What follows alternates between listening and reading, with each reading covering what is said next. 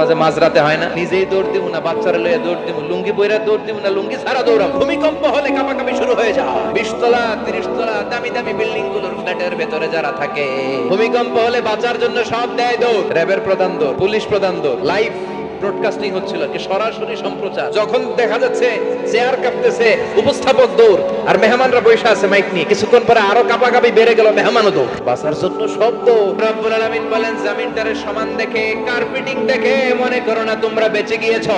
South আফ্রিকার গোবা শহরে 60 metric ton ওজনের একটা উল্কা পড়েছিল, যেখানে পড়েছে পুরো জায়গাটা বিশাল খাদ হয়ে গিয়েছে। যে বিল্ডিং এ আমরা থাকি, রাত্রে বেলায় ঘুমাই আর ধুম্মা চলে ধুম দেখি রাত, ওই বিল্ডিং এ যদি একটা পড়ে, ডান্স ক্লাব গুলার উপর যদি পড়ে, পতিতালয় যেগুলো আছে ওগুলা যদি পড়ে, যেই হোটেল গুলার মধ্যে আকাম কুকাম হয় ওইটার উপর যদি পড়ে, আর মানে বেঁচে গেছো, পার পেয়ে গেছো মনে করো না।